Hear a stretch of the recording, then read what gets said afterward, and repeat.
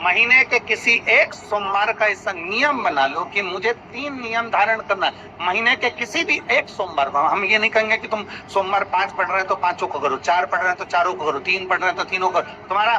तुम तो महीने का एक सोमवार का नियम बना। और मेरी जीजियों से, मेरी बेटियों से जो विदेश में रह रही हैं, जो कहीं बाहर रह रही हैं, कहीं बड़े शहर में रह रही हैं, जो रोज मंदिर नहीं जा सकते, हर किसी महीने के एक सोमवार को भी ये नियम निर्धारण कर सकते, तो उनसे कहेंगे कि 3 महीने में एक सोमवार का नियम बना लो। 3 महीने में नहीं बना सकते तो 6 महीने में एक सोमवार का नियम बना लो, और 6 महीने में नहीं बना सकते तो 1 साल में एक सोमवार का ऐसा नियम बना लो कि मैं साल का एक सोमवार ऐसा रहूंगी कि सुबह सोमवार के दिन मंदिर में जाकर जल चढ़ाऊंगी, दोपहर में जाकर बाबा को एक अक्षत का दाना रखकर, अक्षत का मतलब है कि बाबा मेरी दिनों दिन उन्नति करना। बेलपत्री के वृक्ष के नीचे जो अक्षत रखा जाता है वो उन्नति के लिए रखा जाता है। शंकर के शिवलिंग पर जो अक्षत रखा जाता है वो रोग मुक्ति के लिए रखा जाता है। अशोक सुंदरी पर जो अक्षत रखा जाता है वो संतान प्राप्ति के लिए रखा जाता है। षडानंद कार्तिकेय की ओर जो अक्षत रखा जाता है वो हमारे बच्चों की सुख समृद्धि के लिए रखा जाता है। विनायक की ओर,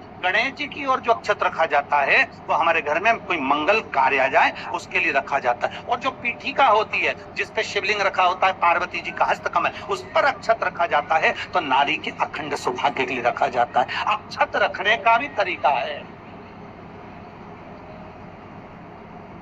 एक चावल का दाना कहाँ रखा जाता है, क्यों रखा जाता है, कैसे रखा। कई लोग कहते हैं गुरुजी आप ये तरीका बताते हो, महापुराण में आप ये नियम बताते हो, के मन में संशय बताते हो, तो अगर हम एक साथ चावल चढ़ा दे तो उसका क्या तरीका। तो हमारा निवेदन है डॉक्टर जो दवाई ले एक ही बार में निपटा जाए, एक ही बार में खा ले।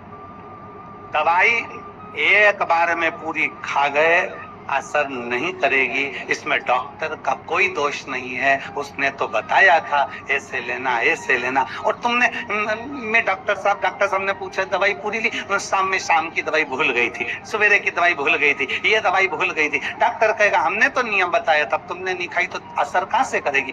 तुम असर कब करती है जब हम पूजन के तरीके को जान जाए, जब हम अर्चना के तरीके को जाए। आप साल भर का एक सोमवार निकाल लो, 6 महीने का एक सोमवार निकाल लो, 3 महीने का एक सोमवार निकाल लो, महीने का एक सोमवार निकाल लो, अपने से दिल में बन जाए तो एक सोमवार ऐसा निकालो जिसके 3 नियम धारण हो।